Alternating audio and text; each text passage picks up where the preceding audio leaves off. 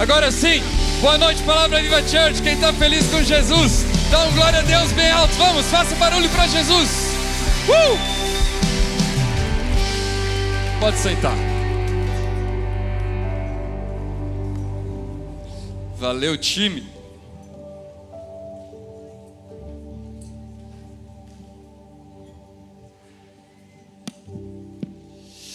Gente, muito boa noite. Para você que nos visita pela primeira vez, meu nome é Lucas, sou pastor dessa casa e eu espero que Deus fale de uma forma tremenda com você nessa noite, amém? Eu espero que seja uma experiência não com uma igreja, não com uma instituição, mas que você possa realmente se sentir abraçado, abraçada pelo Espírito Santo de Deus, amém? Nós estamos numa série de mensagens que se chama Corpus Christi. Nós estamos falando do corpo espiritual de Cristo. E hoje eu sei que existe uma mensagem poderosa para você, amém? Existe algo realmente vindo dos céus para a sua vida, para a sua casa. Você não está aqui por um convite, por um simples convite ou pelo acaso. Você está aqui porque Deus preparou esse momento para falar com você. Olha que especial. Amém? Abra sua Bíblia em Lucas 22. Nós vamos ler do 14 ao 20.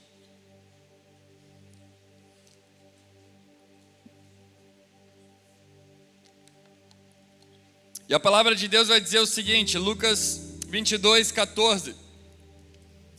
Quando chegou a hora, Jesus e os seus apóstolos reclinaram-se à mesa e disse-lhes: eu desejei ansiosamente comer essa Páscoa com vocês antes de sofrer. Pois eu digo, não comerei dela novamente até que se cumpra no reino de Deus. E recebendo o cálice, ele deu graças a Deus e disse: tomem isto e partilhem um com os outros, pois eu digo, eu não beberei outra vez do fruto da videira até que venha o reino de Deus. E tomando o pão, deu graças e partiu, e deu aos discípulos dizendo: isto é o meu corpo dado em favor de vocês, façam isso em memória de mim. E da mesma forma, depois da ceia, tomou o cálice dizendo: este cálice é a nova aliança no meu sangue, derramado em favor de vocês.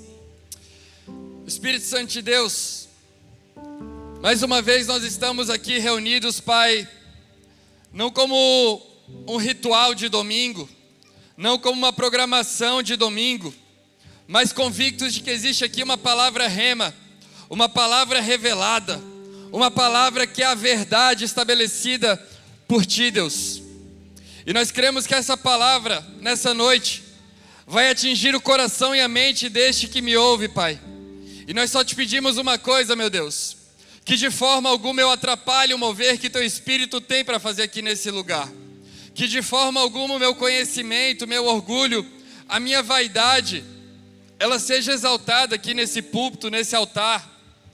E que daqui saia um rio de águas vivas no coração dessa pessoa que nos ouve agora.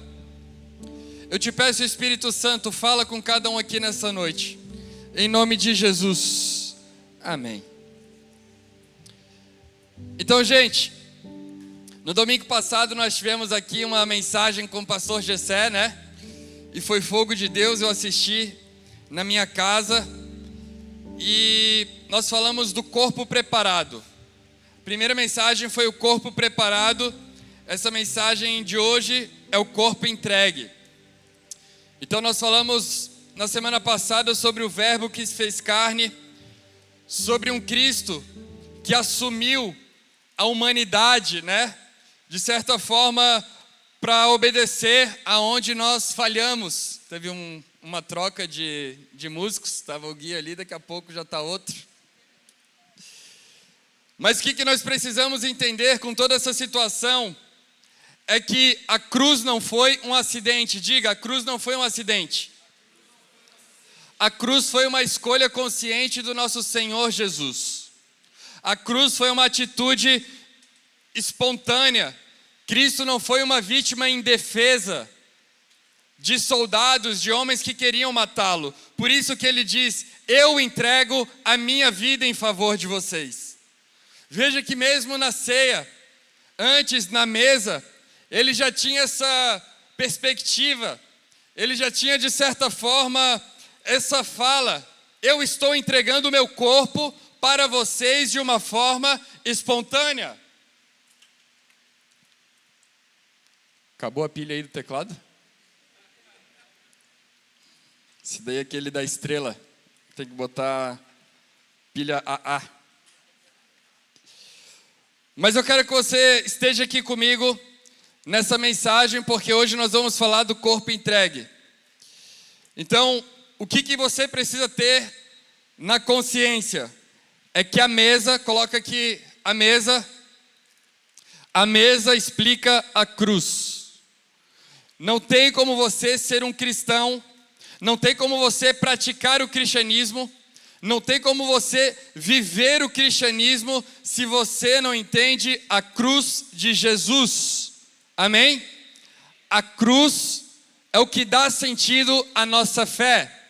Tanto que o apóstolo Paulo, ele fala num determinado texto, que se Cristo não tivesse ressurgido ou ressuscitado, a nossa fé seria em vão. Então existe uma importância na mensagem da cruz, amém? Então, para a gente entender essa passagem, primeiro a gente precisa voltar lá para o livro de Êxodo. Aqui no livro de Êxodo, Jesus aqui, os discípulos estavam celebrando a Páscoa, não é verdade? E a Páscoa era um ritual que já acontecia lá no Antigo Testamento, muito tempo antes de Cristo. Já era um ritual que durava séculos e séculos. Durante séculos, os israelitas eles se reuniam diante da mesa para celebrar esse momento. Lá em Êxodo, você vai ver que, Êxodo 12, para ser mais específico, você vê que existe um episódio onde existem as 10 pragas do Egito. E o que acontece? Existe um povo escravo, existe um povo refém de uma escravidão, e agora existe um libertador chamado Moisés. Aí esse homem ele é levantado por Deus para libertar um povo que já estava em 400 anos de escravidão. Os seus avós, os seus bisavós já nem sabiam o que era ser livre, porque eles já tinham nascido num contexto de escravidão. E agora eles estão no Egito, nessa condição de serem escravos. E o que acontece? Deus começa a levantar um homem chamado Moisés para libertar esse povo. E na medida que Moisés vai falando com o faraó, pragas vão invadindo o Egito. E para você entender, a última praga é que o anjo da morte passaria naquela noite, e as portas, coloca aqui, as portas que tivessem a marca de sangue do cordeiro, o anjo da morte ele passaria direto, e o primogênito seria preservado. Então veja bem, nas portas que não havia sangue, o primogênito não foi preservado. Então, eles chamaram esse ritual de Páscoa, que significa passagem, para lembrar da passagem e para lembrar que quem tinha o sangue na porta foi liberto. Então, séculos após séculos, eles faziam o quê? Eles se reuniam em volta da mesa para que as gerações não se esquecessem que um dia Deus os livrou da escravidão, que agora eles eram um povo liberto, porque um dia existia um homem chamado Moisés, que foi direcionado por Deus para que fizesse esse ritual de colocar-se aqui e eles fossem livres da morte, mas livres também da escravidão do Egito. Então, ano após ano, na Páscoa, eles se reuniam diante da mesa para fazer este memorial. Mas veja bem, eu quero que você entenda algo importante aqui. Diga: a mesa serviria para impedir que uma nova geração se esquecesse do que Deus havia feito. Eu preciso te explicar uma coisa.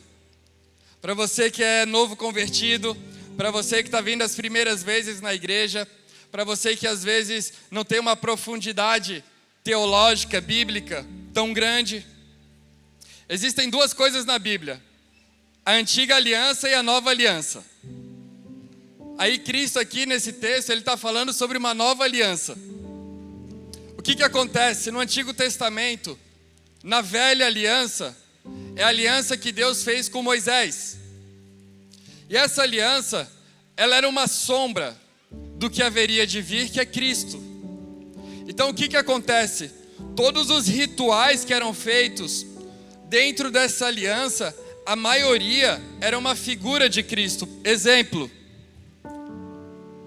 todo ano eles faziam o sacrifício no templo, que era para remover os pecados. Aí eles matavam o cordeiro, o sangue desse cordeiro eles colocavam a mão, transferiam o pecado para o cordeiro era morto, o pecado era perdoado. Ano que vem eles faziam isso de novo, o cordeiro era morto, eles eram perdoados. Até que vem Cristo, é sacrificado uma vez e nunca mais é feito. Então tudo isso do Antigo Testamento é uma simbologia do que haveria de vir no Novo. Agora a gente está no Novo Testamento, Cristo está na mesa da ceia, e Ele fala assim: agora não é mais sobre o sacrifício de touros e bodes. Agora eu estou inaugurando a nova aliança do meu corpo, que é entregue de forma espontânea por você, e do meu sangue que é derramado por você. Agora não se trata mais do Antigo Testamento, da antiga aliança. Essa é a nova aliança. Ou seja, agora você não se relaciona mais com pedras. Agora você não se relaciona com as tábuas da lei. Agora você não tem mais o Deus não é mais uma figura inacessível. Agora você está na mesa. Agora existe algo que é inaugurado, que é a nova aliança, aonde você senta na mesa e o seu relacionamento não é mais com pedra, mas agora o seu relacionamento é com Cristo vivo.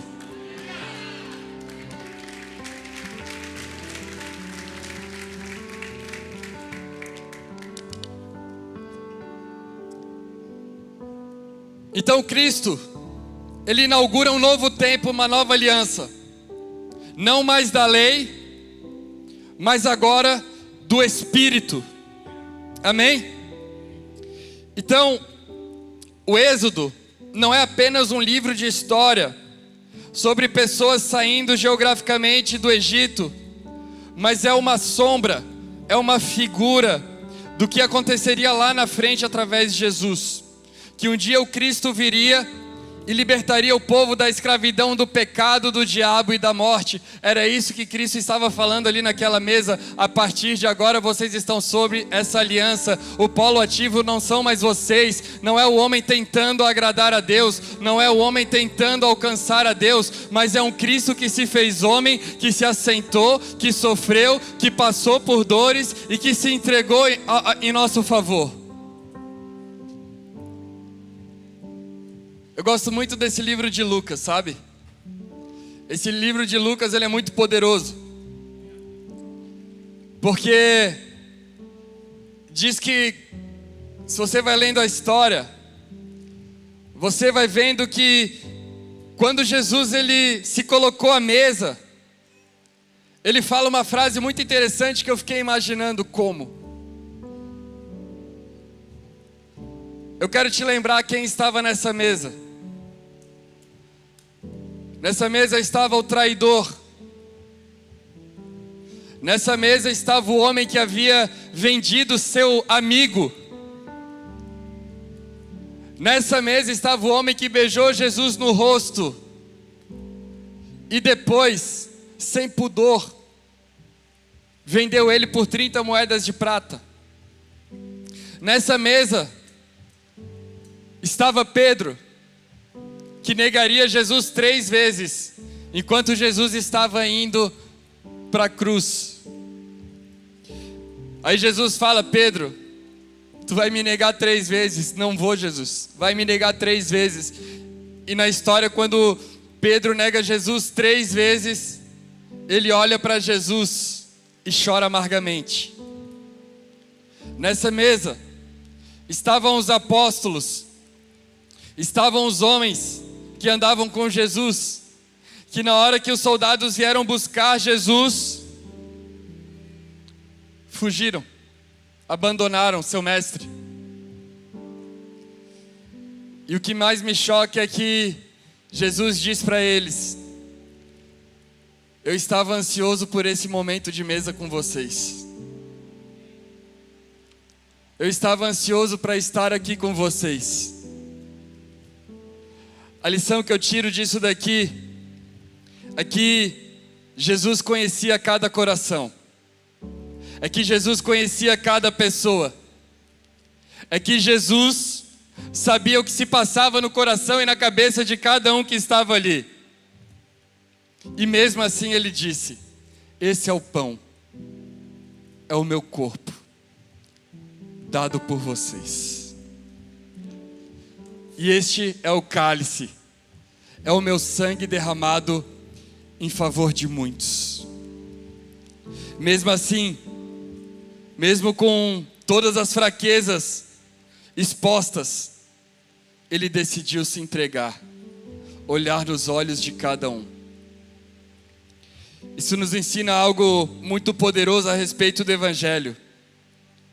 A graça de Cristo, o amor de Cristo, o amor do Pai por você e por mim, ele não se manifesta a partir do momento em que nós provamos que nós somos bons o suficiente para merecê-lo. A mesa de Jesus é lugar de gente imperfeita. A mesa de Jesus é o lugar de gente que falha. Não é lugar de gente que caminha para o erro. Não é lugar de gente que caminha para a falha. Não é lugar de gente que caminha para a derrota. Mas é gente que às vezes tropeça e cai. Às vezes você não se sente merecedor. Às vezes você, de certa forma, acha que você é indigno de estar aqui na igreja. Eu quero te dizer uma coisa. É claro que o Evangelho produz transformação. É claro que Jesus não quer que você permaneça nesse estado que você está. É claro que Jesus quer ver uma mudança na sua vida. Mas Ele é o único caminho. Ele é a verdade e Ele é a vida. Eu quero te dizer uma coisa. Longe dele é muito pior. Eu costumo dizer isso. E o diabo não tem pena da gente. E às vezes a gente acha que nós não somos merecedores de sentar na mesa com Jesus. E nós nunca seremos. E a gente se afasta das coisas de Deus. A gente se afasta da igreja. A gente já não tem mais força para orar. Mas é na mesa que nós somos restaurados. É na mesa que o amor nos encontra. É na mesa que nós recebemos propósito. É na mesa que nós recebemos clareza. É na mesa que nós sabemos quem Cristo é e quem nós somos nele.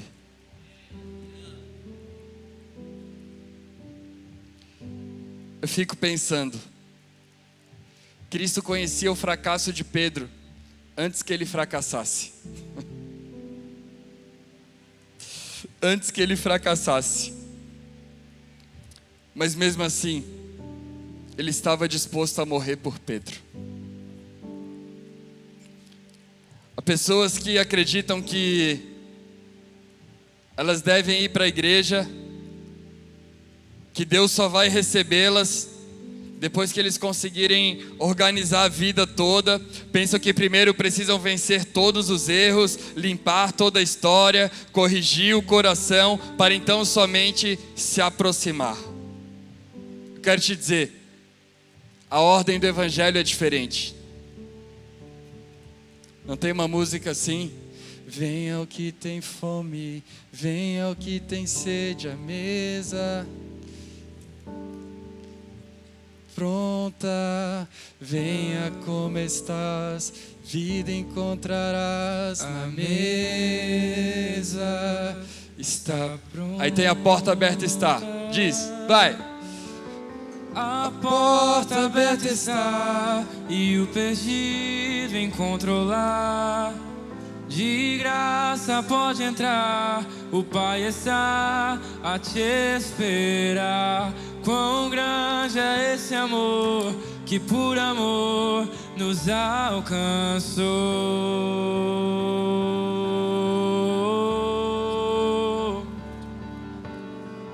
A porta aberta está. Você pode cantar isso? E o perdido encontrou lá. De graça pode entrar, o Pai está a te esperar. Vamos! Quão grande é esse amor que por amor nos alcançou.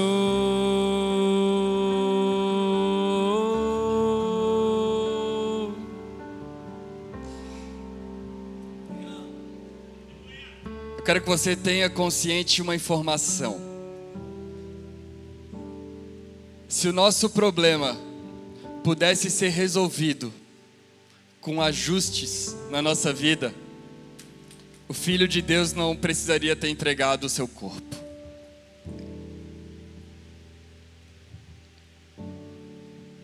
Cristo não precisaria ter morrido. Essa primeira parte da palavra eu quero te dizer: venha assim como você está. Existe vida para você, existe vida para sua casa, existe vida para sua família, existe vida para suas finanças, existe vida para o seu ministério. Venha assim como estás. Eu amo ler a palavra de Deus, porque a palavra de Deus é refrigério para nossa alma, porque a palavra de Deus, ela direciona. Aí você me pergunta: pastor, quem Jesus procura? Aí eu vou para a palavra de Deus e ele diz: vinde a mim os perfeitos, vinde a mim quem está com a vida em dia. Não, ele diz: vinde a mim todos vós que estáis cansados e sobrecarregados, que eu lhes darei descanso. Existe muita gente cansada, existe muita gente desanimada, e o caminho não é você sair, o caminho não é você se afastar de Deus, o caminho é você entregar as suas ansiedades na mão de um Deus todo-poderoso, que conhece o seu coração, que desceu dos céus, que encarnou, que virou homem e se senta à mesa com você para ter um relacionamento. O nosso Deus não é um Deus distante. O Cristo que eu prego não é o Cristo do pastor. Não é o Cristo que você vem procurar no pastor, no sentido de que eu sou a solução da sua vida. O Cristo que nós nos propomos a pregar é o Cristo que senta à mesa com você todos os dias. É o Cristo que te conhece pelo nome. É o Cristo que sabe das suas ansiedades. É o Cristo que conhece o seu coração.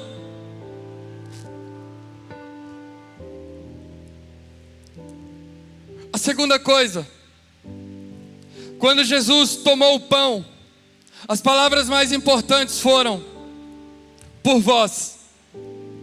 Ele disse assim: este é o meu corpo. Mas ele também disse: este é o meu corpo oferecido por vocês. A expressão por vocês explica a cruz. Porque Jesus não morreu para ser um exemplo de homem, para ser um exemplo de coragem. Ele não morreu para ser um exemplo de, como é que eu posso dizer, de Marte. Ele morreu por nós, em nosso lugar, para realizar aquilo que nós nunca conseguiríamos realizar por nós mesmos: a salvação. Se você ler o livro de Isaías, Isaías havia profetizado que o servo do Senhor seria ferido por causa das nossas transgressões e que o castigo que ele sofreu nos traria a paz. Hein, Gonzaga? Tu tem pedido resposta para Deus? E quando eu te abracei lá atrás, o Espírito Santo, Ele colocou muito forte no meu coração. Ele precisa saber o quanto ele é amado. Precisa saber que tudo que existe em relação a um futuro, o Espírito de Deus já está cuidando. Eu vejo um cuidado de Deus com a tua vida, com a vida do Bajezinho, do Nicolas. Existe algo de Deus sendo preparado para vocês, mas existe também uma perseverança. Existe mais um caminho de perseverança. E eu quero falar isso de púlpito, porque em poucos meses a gente vai celebrar uma grande conquista. Amém?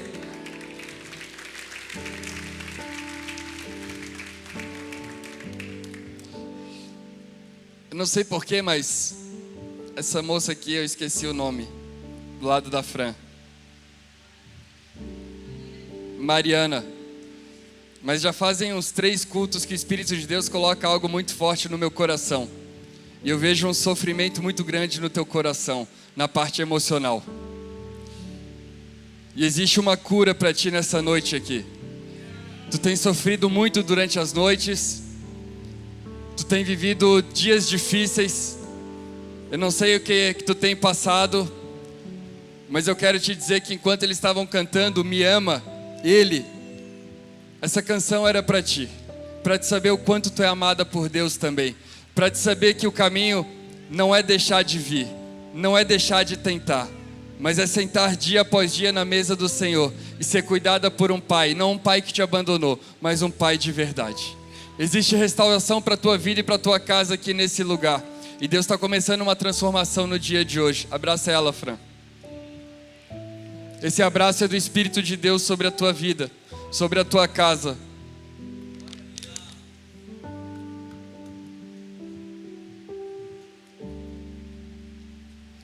O profeta Isaías diz que nós andávamos desgarrados como ovelhas, mas o Senhor fez cair sobre Cristo todas as iniquidades. E essa daqui é a lógica da substituição. Nós nos afastamos, mas Ele veio nos buscar de volta para Ele, para o Pai. Essa é a lógica da cruz. Nós quebramos a aliança, mas da parte dele Ele permaneceu fiel. Essa daqui é a verdade escondida atrás do sacrifício de Jesus, de que nós merecíamos a condenação, mas Ele assumiu o nosso lugar. O inocente foi tratado como culpado, para que culpados fossem tratados como justos. Isso está escrito lá em 2 Coríntios 5, 21. Aquele que não conheceu o pecado, foi feito pecado por nós, para que nele nos tornássemos justiça de Deus. Na cruz aconteceu uma grande troca.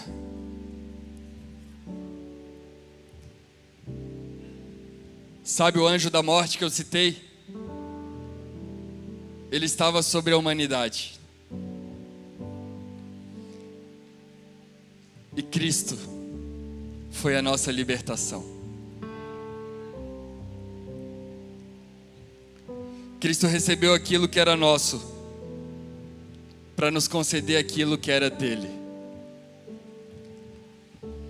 O corpo, preparado na encarnação, quando o Verbo se tornou carne, se tornou o corpo entregue na redenção. Ele assumiu a humanidade. Cristo se tornou carne para poder assumir a nossa culpa. E Ele entrou na nossa história para nos conduzir à família de Deus. O pão, ele é partido para ser distribuído. Mas as Escrituras enfatizam que o corpo de Cristo ele foi entregue. João registra que os seus ossos, nenhum de seus ossos foi quebrado, cumprindo o que havia sido determinado para o Cordeiro Pascal. Então eu quero que você entenda que a ideia não está num Cristo dividido, mas de um Cristo que se entrega integralmente para você. Eu falei isso uns 2 domingos atrás. E quando Jesus diz em João 10:10, eu quero que você tenha vida e vida com abundância, a vida ali não é bios, ele não está falando sobre vida biológica, ele está falando especificamente da Zoe. Não é, Ariel? Ariel até colocou o nome da filha de Zoe. Vida de Deus. Ou seja, o plano de Jesus era morrer para que nós pudéssemos experimentar da vida dele, para que o diabo, o pecado e a morte não tivessem mais domínio sobre a humanidade, e agora nós podemos ser livres. Essa música do Fernandinho que a gente canta na ceia, seu sangue, ele diz, né? Que nos lava dos pecados, que nada além do sangue. Nada além do sangue. Nada além do sangue. O que a música diz? Canta aí, Dani. Que nos faz brancos como a neve, aceitos como amigos de Deus. Nada além do sangue, nada além do sangue de Jesus.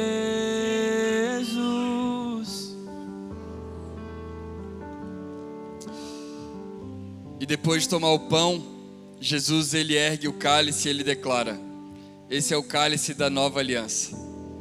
Ele está dizendo: agora o relacionamento é entre eu e você.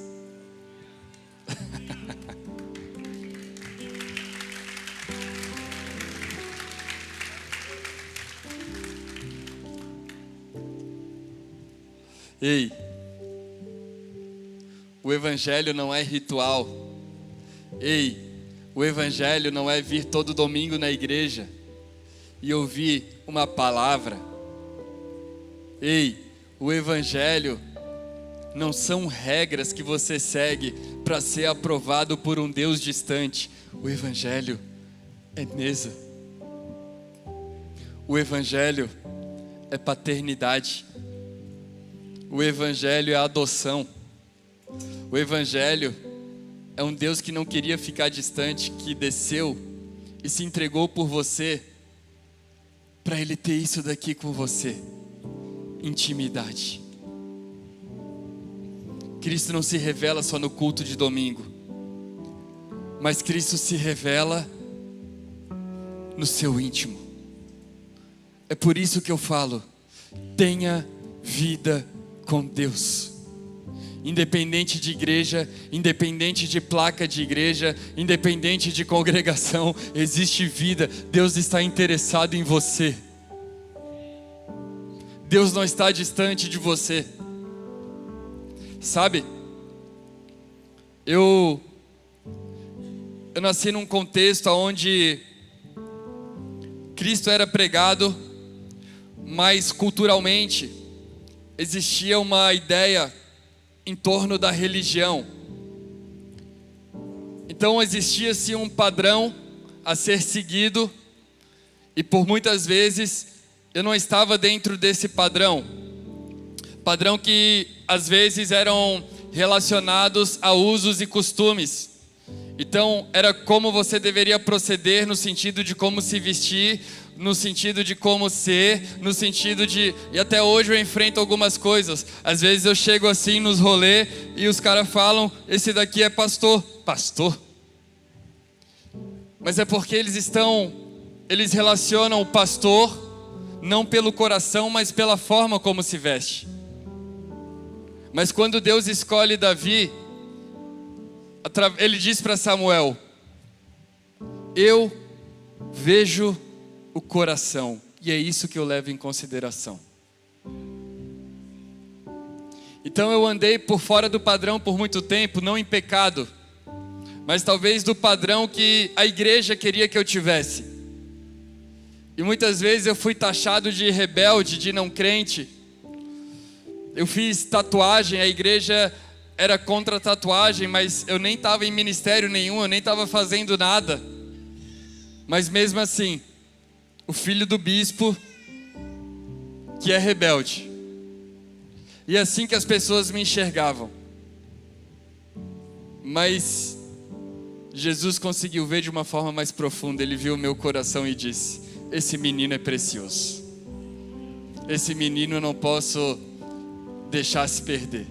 Aí a minha experiência não foi igreja, a minha experiência não foi com pessoas, a minha experiência não foi com pregador, a minha experiência não foi fria, a minha experiência foi com Jesus. Um dia que alguém chegou, uma pessoa passou do meu lado e falou: Jesus te ama. E daí eu comecei a ser invadido por esse amor, e eu comecei a sentir o meu coração se aquecer, e eu comecei a sentir o Espírito de Deus invadir o meu coração, e eu me ajoelhei naquele lugar, eu comecei a chorar, eu comecei a pedir para Deus ter misericórdia na minha vida, eu pedi para Deus não se afastar de mim, para o Espírito não se afastar de mim, porque eu tinha essa ideia: Deus só vai me aceitar quando eu estiver no padrão que as pessoas dizem que eu vou estar. Então não foi o padrão que me fez conhecer a Cristo, foi o amor. E o amor mudou muito o padrão. A proximidade mudou muito o padrão. A mesa com Cristo me amadureceu muito. E aqui, essa expressão nova aliança, ela está apontando para a aliança antiga, está dizendo agora não é mais dessa forma, agora é uma nova forma. Então eu quero que você lembre, eu já saí totalmente aqui da mensagem, eu já estou deixando ser conduzido pelo Espírito de Deus, porque eu acredito que existe algo poderoso aqui nessa noite, amém? Eu não estou dizendo que a nova aliança elimina a obediência, não. Nós precisamos ser obedientes na vontade de Deus. O que eu estou dizendo é que nós só vamos ser sensíveis na vontade de Deus se nós tivermos mesa.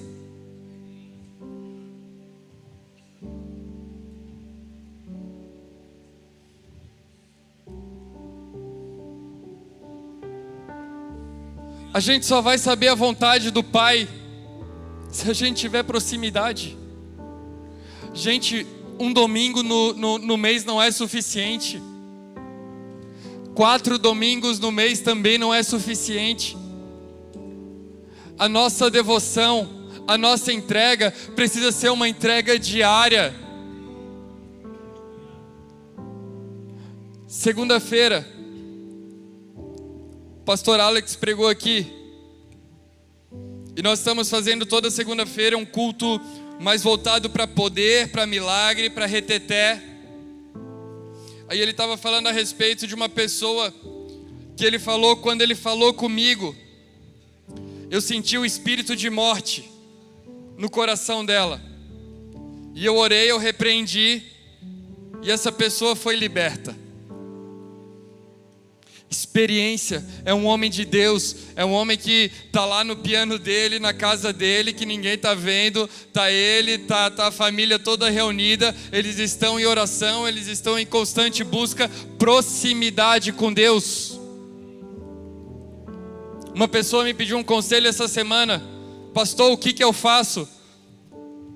Eu bem assim, eu não sei o que tu deve fazer, mas eu sei a quem tu deve recorrer, o Espírito Santo de Deus. Dobra o teu joelho, ora, pede confirmação, pede direção. Eu posso te falar uma coisa baseada na minha experiência, mas na minha opinião, mas pode ser que o Espírito de Deus tenha uma direção diferente. Nós precisamos nos aproximar, nós precisamos ter tempo de mesa com o Pai, para entender a vontade que Ele tem para as nossas vidas.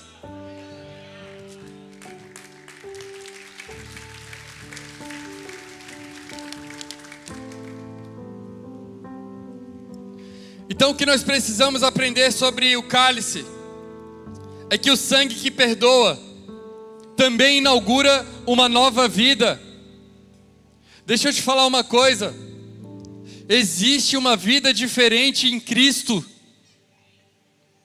Não vou repetir. Existe uma vida diferente a ser vivida em Cristo. Você está vivendo da maneira errada, porque você está colocando a sua expectativa em coisas que não preenchem o seu coração. Gente, o meu coração doeu esse final de semana. Eu e a Thaís, a gente estava sábado, deitado à tarde na cama, vendo o jogo do Grêmio. Pelo menos o Grêmio deu uma alegrada depois de vários anos. Mas a gente estava deitado na cama e a gente começou a chorar, porque nós abrimos o Instagram e uma moça, uma médica aqui da cidade, não é médica? Uma influenciadora aqui da cidade havia tirado a sua própria vida. A gente começou a se emocionar, a gente começou a lamentar, nós começamos a orar por aquela família, para que os pais, para que o filhinho de 4 anos, ele tivesse o conforto do Espírito Santo nesse dia dos pais. Olha só que situação difícil. E depois eu fiquei refletindo, aonde nós estamos errando como igreja? Será que não tinha um homem e uma mulher de Deus do lado para falar de Jesus? Porque Jesus liberta.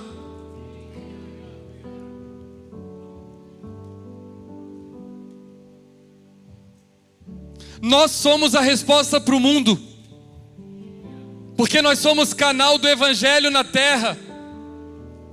É claro que você entende que Cristo é a resposta, mas é através de nós. Senão Jesus não ia ter falado: ide pelo mundo e pregai o Evangelho. A missão do ide é nossa. Paulo diz que nós somos ministros da nova aliança. Aí eu fico refletindo, o que faltou para essa mulher? Aparentemente dinheiro não faltava, aparentemente sucesso não faltava, aparentemente família não faltava. Mas eu posso te dizer o que faltava: alguém para falar de Jesus para ela. Talvez a história fosse diferente.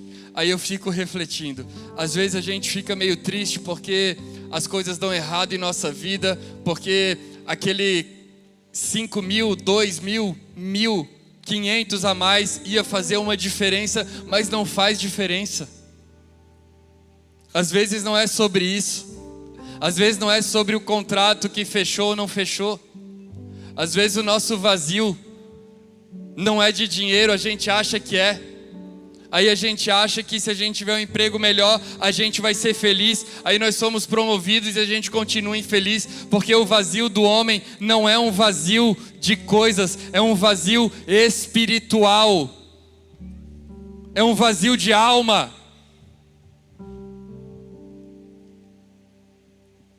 E é isso que Jesus está dizendo aqui na Santa Ceia. Com seu sangue, existe uma vida a ser vivida. Existe uma nova aliança. Existe vida em Cristo, gente. E depois de falar sobre o seu corpo, ele disse: fazei isso em memória de mim. A gente é muito bom em esquecer, né? A gente é muito bom em esquecer. Eu conversei com uma pessoa essa semana, e a pessoa me lembrou de coisas, erros da igreja com ele, erros meu com ele. Eu falhei, verdade, falhei em algumas coisas, mas eu falei: a gente é muito bom em lembrar das falhas, mas vamos falar das coisas boas que já foram feitas. E comecei, pá.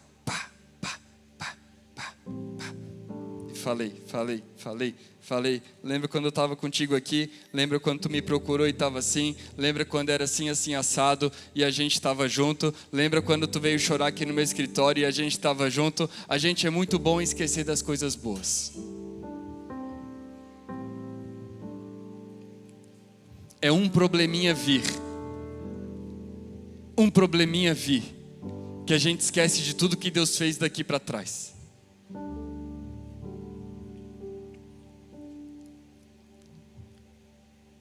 Fazer isso em memória de mim.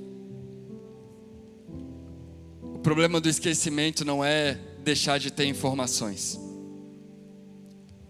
O esquecimento espiritual, ele acontece quando uma verdade que nós conhecemos deixa de governar a maneira como nós vivemos. Quando começa a nos afetar. Então, nós podemos cantar sobre graça e tratar as pessoas sem graça. Nós podemos estar na igreja e ouvir sobre misericórdia, sair na rua e não ser misericordioso com quem passa. Nós podemos ouvir sobre perdão aqui num culto, o quanto nós somos perdoados por Deus, sair ali na esquina e não perdoar.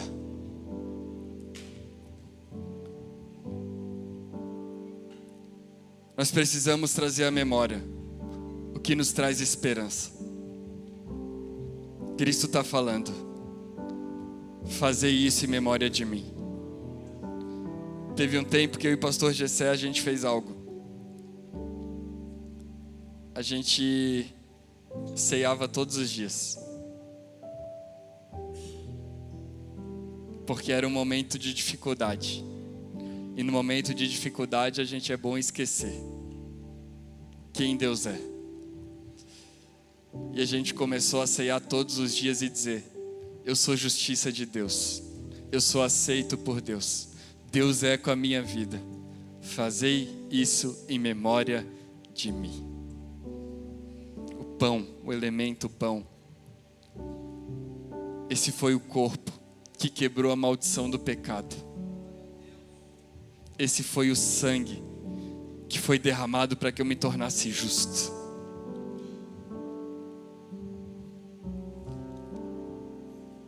Aí você não sente falta de mais nada. O seu dia é diferente. O seu dia é diferente. A gente faz aqui a ceia uma vez por mês como atitude simbólica. Mas a verdade é que nós deveríamos ceiar todos os dias. Todos os dias. Eu tenho desejo de voltar a fazer isso na minha casa, com a Thaís, com o Pedro Lucas, para que o nome de Cristo seja celebrado de uma forma intencional todos os dias na minha casa. Para que não seja esquecido quem nós somos. Às vezes quando as coisas acontecem, eu só peço para Deus uma coisa: não deixa eu esquecer quem eu era. Não deixa eu esquecer quem eu era. Eu sou um cara muito visual. E quando eu leio, quando eu ouço histórias, eu visualizo muitas coisas. Aí eu estava lendo essa história do Êxodo. Eu fui estudar o contexto da ceia, da Páscoa.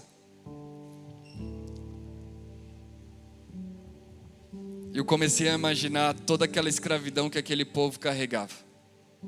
Agora, não escravidão. A gente tem o jeitinho brasileiro, né? Não é verdade? Eu não sei se você já teve a oportunidade de viajar para fora. Mas um dia eu estava em Lugano, na Suíça. E eu estava conversando com um homem lá. Estava com o bispo David lá ainda. Estava lá. E eu estava conversando com uma moça que é de lá. E estava conversando com um homem também. Eu lembro que na conversa essa moça era brasileira. E daí esse homem falava inglês. Eu estava me comunicando com ele. E eu falei: nossa, é muito diferente da cultura do Brasil. Por mais que a gente viva numa cidade boa, aqui é tudo limpo, aqui é tudo lugar, é tudo no lugar. Ali em Lugano tem uma praça, inclusive, que é uma praça onde tem uma cabine onde você pode usar drogas dentro dessa cabine e você injeta a seringa do que você usa dentro de uma lixeira de forma organizada. Até para se drogar, os caras são organizados. Olha que loucura. E aquilo ali me impactou de uma forma muito grande. E daí ele estava falando assim, pastor, uma vez eu estava falando com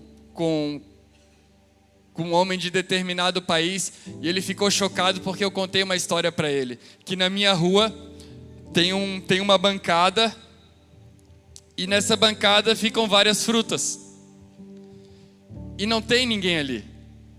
É uma feira que você passa, você pesa, e você paga e vai embora. Aí esse homem ficou chocado e me falou: como assim? E se alguém roubar? Aí ele disse, aí eu falei assim para ele: por que ele roubaria? Você vê, a cultura deles, na cultura deles, não passa nem pela cabeça a possibilidade de alguém pegar o que não é seu. Esse povo aqui estava 400 anos no Egito. É tipo o Brasil ganhar a Copa para essa nova geração. É uma coisa muito distante. Que a gente fala, né? Não, Brasil, que Brasil? Ronaldo, Rivaldo. Aí meu filho olha assim, pai, perdemos para a Noruega, né? Na nossa época, quem era a Noruega, né? Noruega era mais um time que a gente ia atropelar. Mesma coisa aqui. Falar de libertação para os filhos, tá louco. Aí eu fico imaginando que a profecia vem, aí a última praga vai passar, aí bota ali a imagem. O pai já sacrificou o cordeiro, o pai vai lá, cumpre o que foi dito, coloca o sangue nos umbrais e nas soleiras das portas. Aí naquela noite é diferente. Aquela noite eles começam a fazer as malas. Aquela noite é diferente. As famílias já estavam vestidas, os filhos já estavam de banho tomado, porque eles iam partir. O cordeiro havia sido sacrificado, a refeição estava diante deles. Eu quero que você entenda que essa noite não era uma noite comum. Depois de tantos anos, agora havia libertação. Agora, eu fico imaginando situações, né? E eu penso muito no meu filho. Imagina as crianças perguntando assim: pai, por que nós estamos seguros aqui dentro?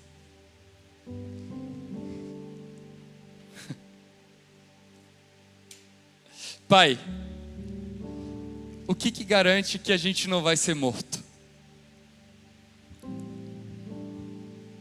Aí o pai não pode responder que a casa foi muito bem construída, porque o poder não está na casa. Aí o pai não pode dizer que a porta é resistente o suficiente para resistir à morte. Aí o pai não pode dizer que ele é forte e vai proteger a família, porque ele não tem essa capacidade. Ele só faz uma coisa: ele aponta para o sangue. E ele fala: o sangue é o que garante a nossa segurança aqui dentro.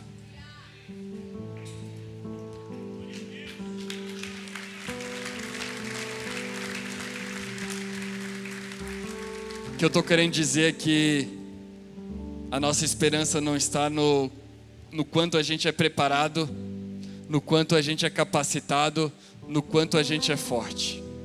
Porque quem é pai e já passou por uma experiência de ter o seu filho no hospital, diante de um diagnóstico, sabe que não importa o quão capacitado o médico seja, a vida não depende do médico. Não importa se é o melhor ou pior especialista do mundo, a vida não está na mão do médico. Nessa hora, a gente só pode fazer uma coisa: apontar para o sangue e dizer: nós somos sustentados por Ele.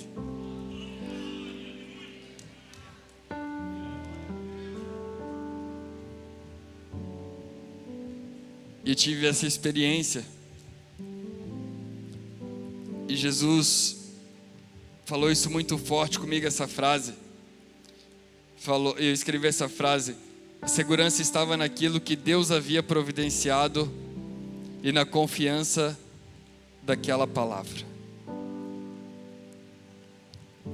Séculos depois, muito tempo depois, muitos séculos depois, João Batista está batizando homens, mulheres no Rio Jordão. Aí ele aponta também. Era Jesus vindo na sua direção e ele diz: este é o Cordeiro de Deus que tira o pecado do mundo.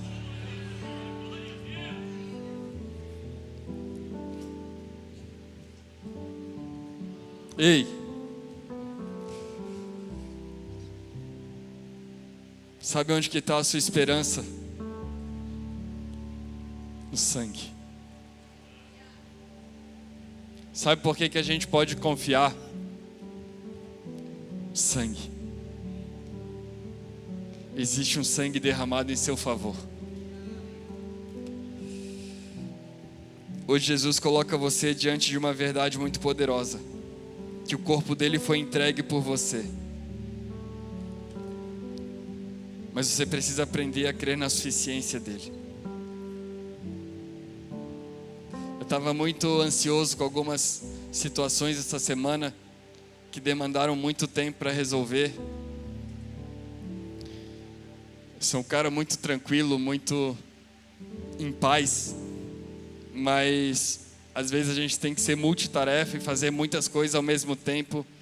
E esse volume grande de tarefa deixa a gente das 8 da manhã até as 11 da noite trabalhando.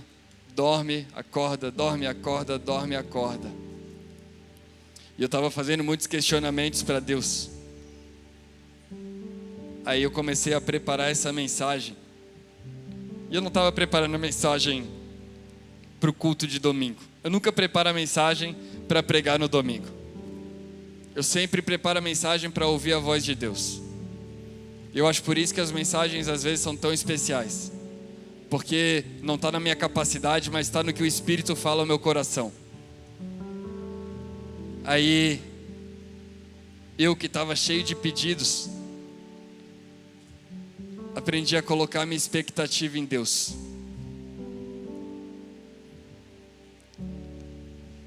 Eu comecei a cantar essa música aqui. E eu só quero tua presença.